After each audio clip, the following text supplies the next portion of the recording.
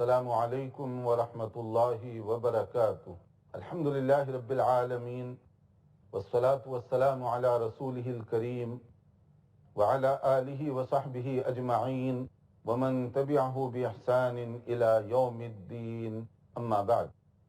محترم بھائیوں اور بہنوں، آج کی اس نشست میں ہم ایک بڑے اہم مسئلے کی طرف روشنی ڈالنا چاہیں گے، جس کا تعلق انسان کے عقیدے اور ایمان کے ساتھ بھی ہے اور اعمال کے ساتھ بھی، اور وہ ایک ایسی مشکل اور مصیبت ہے جو کسی بھی وقت کسی کے اندر سرایت کر سکتی ہے، اور اس کا نقصان اتنا سنگین ہے کہ اس سے بچے بغیر نہ ہمارے اعمال درست، نہ ہماری نمازیں درست، نہ ہماری نیت صحیح، اور وہ ہے ریاکاری، شوونگ آف، کہ ریاکاری، دکھاوا، یہ ایک ایسی بیماری ہے جو کبھی بھی کسی کے اندر سرایت کر سکتی ہے۔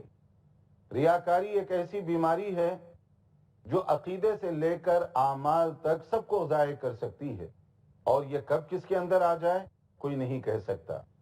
اس لیے اس کے احکام کو بھی سمجھنا چاہیے اور اس سے بچنے کی بھی ممکنہ حد تک کوشش کرنی چاہیے، اس لیے کہ ہماری کوئی عبادت جو ریاکاری، دوسروں کو دکھانے کے لیے کوئی کام کیا جائے، قبول نہیں ہوتی۔ اس لیے کہ اسلام میں بنیاد یہ ہے کہ ایمان جتنا مضبوط اور سالڈ ہوگا، ہماری عبادت اللہ تعالیٰ کے پاس اتنی ہی قبول ہوگی۔ ایمان میں فتور آ گیا تو سارے اعمال ضائع اور برباد چلے گئے۔ کہا گیا وَمَا أُمِرُوا إِلَّا لِيَعْبُدُوا اللَّهَ مُخْلِصِينَ لَهُ الدِّينَ حُنَفَاءَ وَيُقِيمُوا الصَّلَاةَ وَيُؤْتُوا الزَّكَاةَ وَذَلِكَ دِينُ الْقَيِّمَةِ۔ سورہ بینہ کے اندر، جو کہ بہت سارے لوگوں کو یاد ہوتی ہے، لم یکن الذین کی صورت، اس میں ایک بہت اہم بات بتائی گئی جس کا تعلق ایمان کے ساتھ، کہ ہمیں اس بات کا حکم دیا گیا کہ اللہ تعالیٰ کی عبادت اخلاص کے ساتھ کریں، اور اخلاص کا تعلق دل کے ساتھ ہوتا ہے، ایمان کے ساتھ ہوتا ہے، اس کے عقیدے کے ساتھ ہوتا ہے۔ اس لیے فرمایا گیا کہ تم عبادت کرو اخلاص کے ساتھ، یکسو ہو کر، پیور اور خالص طریقے سے صرف اللہ کی بندگی کرو۔ نماز قائم کرو تو اسی اصول پر، زکوٰۃ ادا کرو تو اسی طرح سے، کیونکہ یہ قبولیت کا دار و مدار اسی اخلاص کے اوپر رکھا گیا ہے۔ صحیح بخاری کی جو پہلی حدیث، انما الاعمال بالنیات وانما لکل امرئ ما نویٰ، کہ جو کچھ تم عمل کر رہے ہو، اس کی قبولیت، اس کا صلہ، اس کا بدلہ یہ نیت کے مطابق ہی ملے گا۔ دیکھنے میں بعض عمل بہت بڑا دکھائی دیتا ہے، مگر اللہ تعالیٰ کے پاس اس کا اجر بہت چھوٹا سا ہوگا۔ لیکن کوئی عمل دیکھنے میں بہت چھوٹا سا دکھائی دے رہا ہے، اللہ تعالیٰ کے پاس اس کا عمل بہت زیادہ ہوگا، اس کی نیت کے مطابق، اس کے اخلاص کے مطابق، اور یہ اخلاص ہر عمل میں مطلوب ہے، ورنہ کوئی عمل ہمارا اللہ تعالیٰ کے پاس قابل قبول نہیں ہوگا۔ اعمال کی کمزوری تو قابل معافی ہو سکتی ہے، مگر ایمان کی کمزوری ناقابل معافی جرم ہے۔ اللہ تعالیٰ کے پاس اس آدمی کی نیکیوں کی کوئی حیثیت نہیں ہے جو دوسروں کے لیے نیکی کرے۔ اب ریاکاری کیسے ہوتی ہے عبادت کے اندر؟ اس کو آپ یوں سمجھیے کہ مثلا میں نماز پڑھ رہا ہوں، بات کو سمجھنے کے لیے بڑے آسان طریقے سے، میں نماز پڑھ رہا ہوں، میں نے دیکھا کہ کوئی اور بیٹھ کر میری نماز کو واچ کر رہا ہے۔ وہ دیکھنے والے کے لیے میں نے اگر اپنی نماز کو خوبصورت بنا کر پیش کیا تو یہ ہو گئی ریاکاری۔ نماز عمدگی سے پڑھنا یہ ضروری ہے، مسنون ہے، مگر میں نے جو نماز کو اچھا کرنے کی کوشش کی وہ اللہ کے لیے نہیں بلکہ وہ دیکھنے والوں کے لیے، میں لوگوں کو خوش کرنے کے لیے، تاکہ وہ تعریف کریں کہ یہ بڑے ولی اللہ ہیں، بڑے متقی ہیں، بڑی عمدہ نماز ادا کرتے ہیں اور بہت لمبی لمبی نماز پڑھتے ہیں۔ یہ تصور کے ساتھ چونکہ میں نے نماز بڑی کی ہے، اس لیے میری نماز باطل ہو جائے گی وہاں پر۔ یہ ہے نیت کا فتور، جو کبھی بھی کسی بھی وقت آ سکتا ہے۔ اسی لیے نبی کریم صلی اللہ علیہ وسلم اس سے ڈرایا کرتے تھے، کیونکہ یہ بہت ڈینجرس بیماری ہے، جسے کہا گیا ان اخوف ما اخاف علیکم الشرک الاصغر، خطرناک چیز یہ چھوٹا شرک جس سے میں بہت ڈرتا ہوں۔ تو قالوا یا رسول اللہ صلی اللہ علیہ وسلم وما الشرک الاصغر، یہ چھوٹا شرک کیا ہوتا ہے؟ یا ایک اور جیسے حدیث میں کہا گیا خفیہ شرک، ہڈن، دکھائی نہیں دیتا وہ مگر سرایت کر رہا ہے، آہستہ آہستہ آ رہا ہے، تو یہ کیا ہوتا ہے؟ تو آپ نے فرمایا قال الریا، جیسے طبرانی وغیرہ کی روایت ہے کہ یہ ریاکاری یہ شرک کی قسم ہے، یہ چھوٹا شرک، اور یہ ہڈن شرک ہے، خفیہ شرک ہے۔ اس لیے ایک تو آدمی کو اپنی نیتوں کو صاف ستھرا پاکیزہ رکھنا چاہیے، اور یہ ارادہ کرنا چاہیے کہ میں جو کام کروں گا اللہ تعالیٰ کی رضا کے لیے کروں گا۔ اگر اللہ تعالیٰ کی رضا کے لیے کوئی آدمی کام کرے گا، مقدار میں تھوڑا ہونے کے باوجود اجر و ثواب میں زیادہ ہوگا۔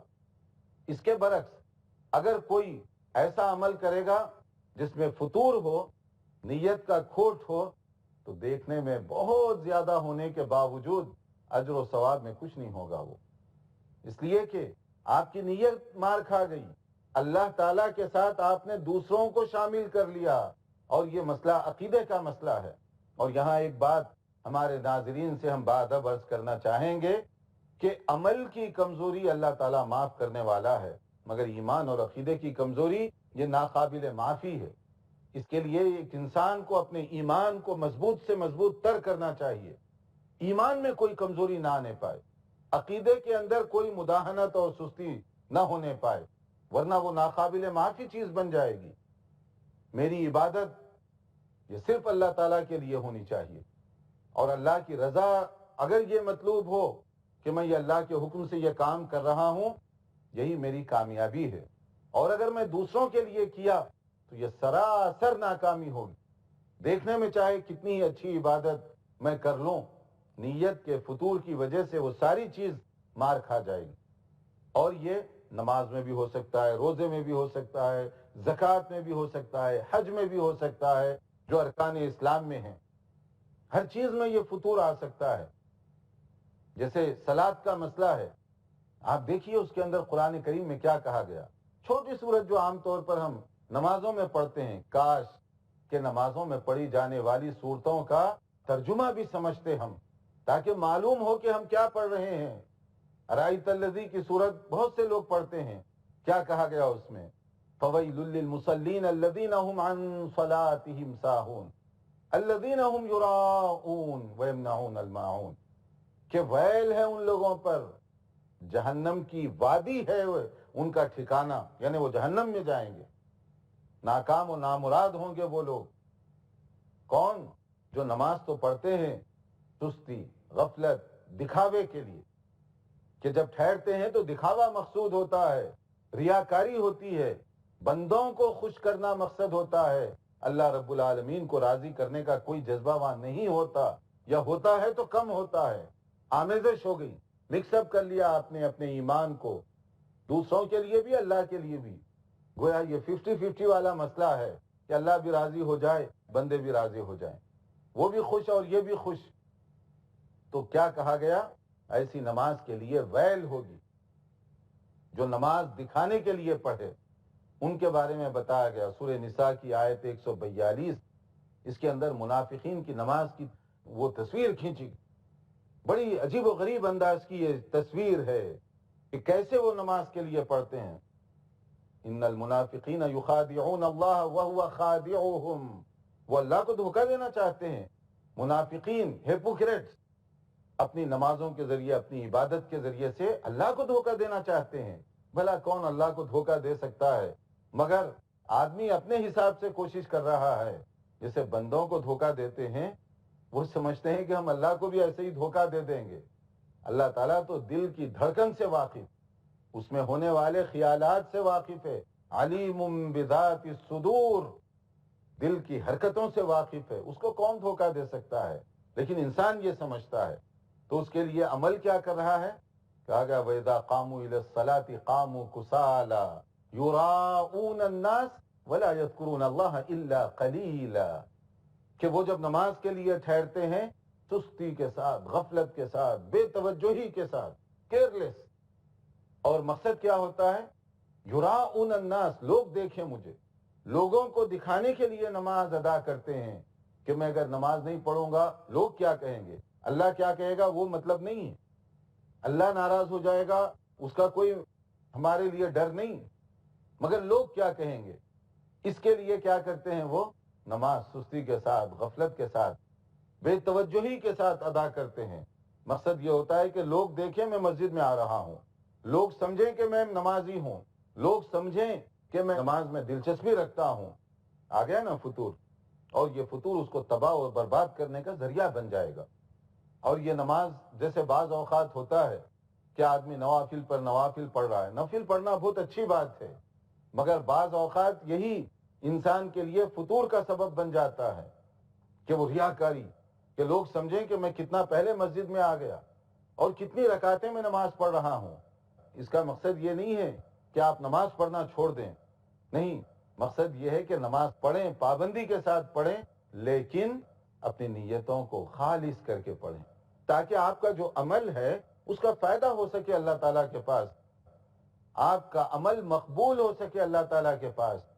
اور یہ بات ذہن میں رکھیے کہ اللہ تعالیٰ کے پاس کوانٹیٹی کی نہیں، کوالٹی کی اہمیت ہے، کیفیت کیسی ہے اس کی اہمیت ہے، کمیت کتنی رکعت آپ ادا کر رہے ہیں اس کی اہمیت نہیں ہے، بلکہ کس جذبے اور شوق کے ساتھ آپ پڑھ رہے ہیں اس کی اہمیت ہے۔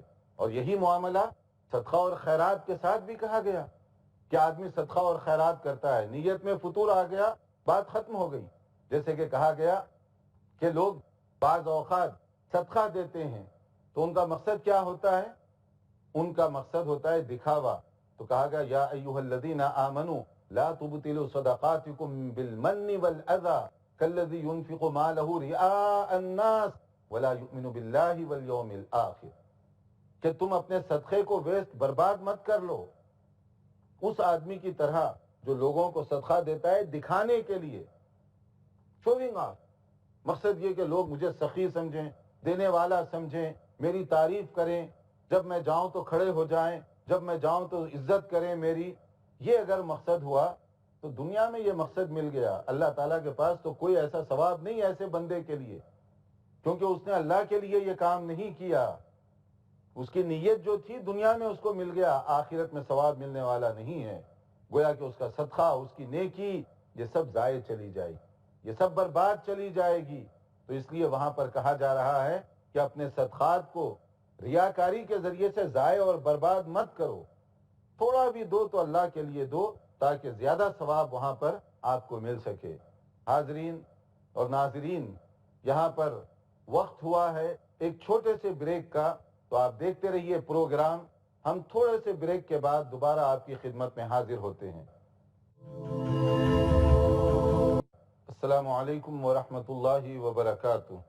محترم ناظرین، وقفے سے پہلے ہم گفتگو کر رہے تھے ریاکاری کے حوالے سے کہ یہ ایک اتنی سنگین بیماری ہے جو کبھی بھی کسی کے اندر سرایت کر جا سکتی ہے اور ہمارے اعمال کو برباد کر سکتی ہے۔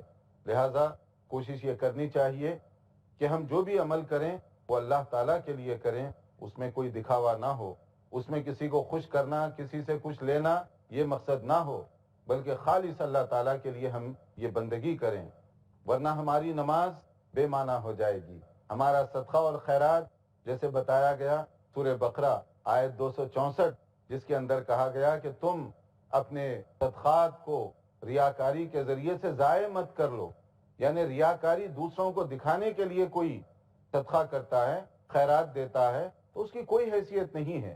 جیسے بہت سارے لوگ اس لیے دیتے ہیں کہ ان کو سخی سمجھا جائے، ان کی عزت کی جائے، دنیا میں ان کا بدلہ دے دیا جائے، ایسا دنیا میں بدلہ لینے والے آخرت میں ان کو کچھ ملنے والا نہیں ہے، بلکہ جیسے کہا گیا کہ قیامت کے دن جہنم میں جانے والے جو ہوں گے ان میں سے پہلے یہی لوگ ہوں گے جو ریاکاری میں مبتلا ہوئے تھے۔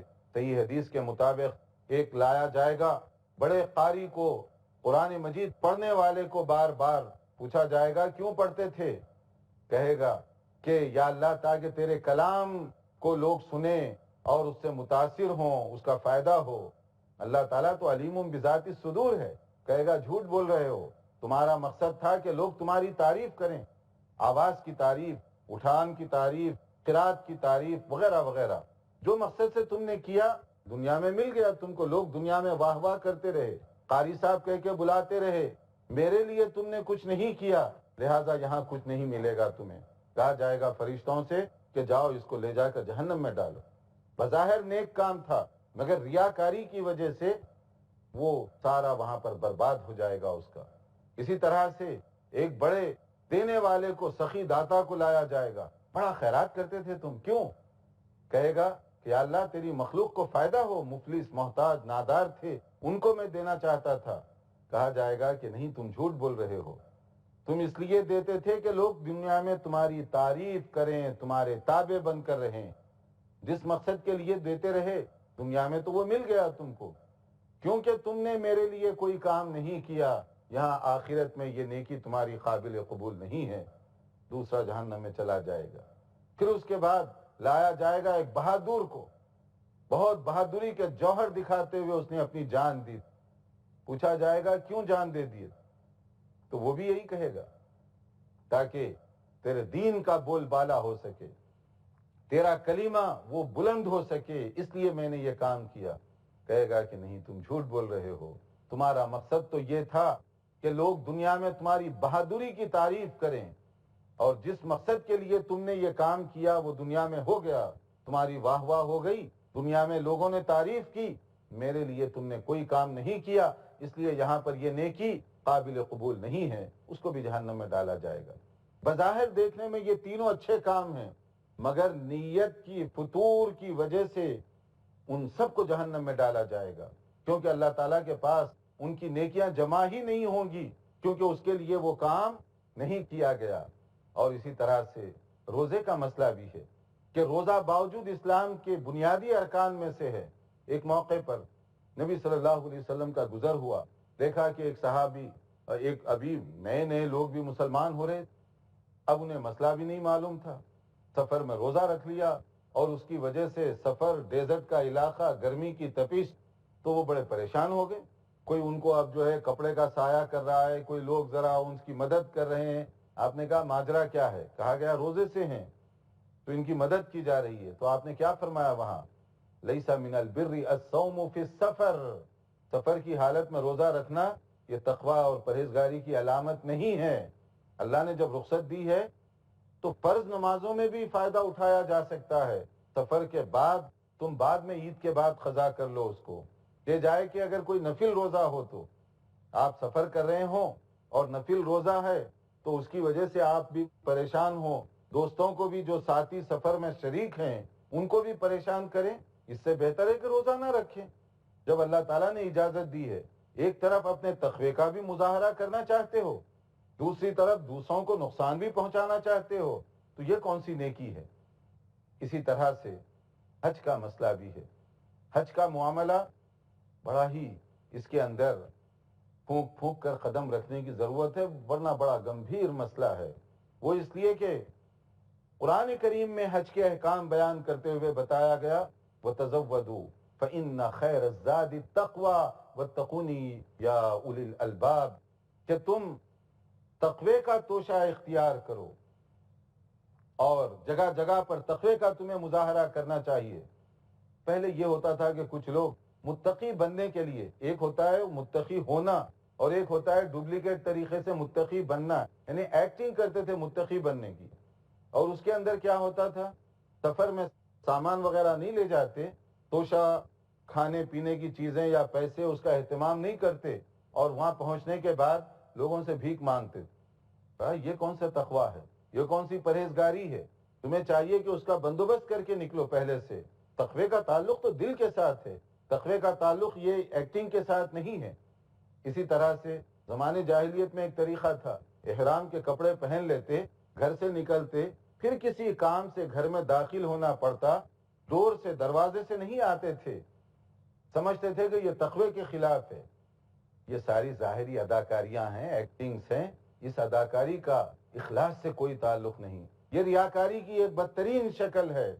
تو آپ نے دیکھا نماز کے ذریعے سے، روزے کے ذریعے سے، زکوٰۃ کے ذریعے سے، حج کے ذریعے سے بھی ریاکاری ہو سکتی ہے، روزے مرہ بھی ہو سکتی ہے، یعنی ذکر و اذکار یہ اللہ تعالیٰ کے لیے ہونے چاہیے، مگر اس کے اندر اگر ریاکاری آ گئی تو ساری عبادت ہماری خراب ہو جائے گی۔ اس لیے اس میں بہت سخت ہمیں وارننگ دی گئی ہے کہ نیت خالص کرو تم. اگر تمہاری نیت خالص ہوگی تھوڑا عمل بھی تمہارے لیے باعث نجات بن سکتا ہے. اگر نیت خالص ہوگی تھوڑا سا صدقہ بھی تم کریں گے تو اللہ تعالیٰ کے پاس اس کا اجر و ثواب زیادہ ہوگا. اگر نیت خالص ہوگی ایک مرتبہ بھی زندگی میں حج کریں گے تو اس کا بہت فائدہ ہو سکتا ہے. اور اگر نیت میں فطور آ گیا تو نماز زیادہ پڑھنے کے باوجود فائدہ نہیں ہوگا. صدقہ اور خیرات زیادہ دینے کے باوجود فائدہ نہیں ہوگا. حج بار بار کرنے کے باوجود فائدہ نہیں ہوگا.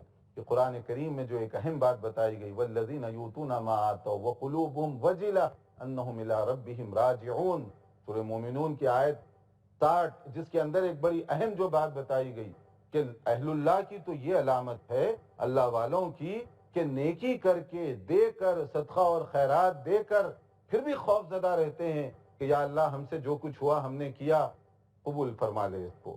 کیونکہ وہ اپنے عمل پر اوور کانفیڈنس نہیں ہوتے، خود اعتمادی کا شکار نہیں ہوتے کہ میں نے عمل کیا ہے اللہ کو قبول کرنا ہی پڑے گا. کیا اللہ پابند ہے ہمارا؟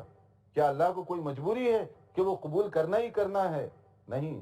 اہل ایمان کی نشانی یہ ہے کہ نیکی کرتے ہیں پورے اخلاص کے ساتھ، پھر دعا کرتے ہیں اس کی قبولیت کے لیے کہ یا اللہ ہم نے جو نیکی کی ہے اس کو قبول فرما لے. اس لیے کہ اللہ تعالیٰ کے فضل و کرم کے بغیر کوئی نیکی قابل قبول اللہ تعالیٰ کی نہیں ہوتی.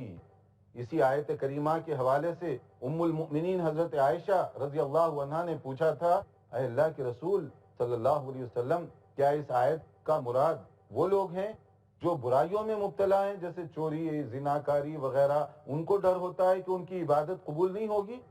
نبی صلی اللہ علیہ وسلم نے فرمایا کہ نہیں اے ابو بکر صدیق کی بیٹی، اس آیت سے مراد اہل ایمان ہیں کہ ان کا ایمان اتنا ہوتا ہے کہ وہ عبادت کرنے کے بعد خوف زدہ رہتے ہیں کہ پتہ نہیں قبول ہو یا نہ ہو، اس لیے دعائیں کرتے رہتے ہیں. اور اسی طرح روز مرہ کی زندگی میں دیکھیے ذکر و اذکار یہ بہت اچھی چیز ہے، مگر بعض اوقات بعض چیزوں سے اس کا الٹا بھی ہو سکتا ہے. لمبی لمبی تسبیحیں پکڑے ہوئے ہیں، لوگوں سے بات بھی کر رہے ہیں، تسبیح کے منکے بھی ڈھکیلے جا رہے ہیں. کیا یہ تسبیح واقعی اللہ کے لیے ہو رہی ہے؟ اگر اللہ کے لیے ہو رہی تو انگلیوں پر گنیے، اگر اللہ کے لیے ہو رہی ہے دل میں گنیے. گنتی میں غلطی ہو گئی وہاں ریکارڈ میں پورا پورا ملے گا.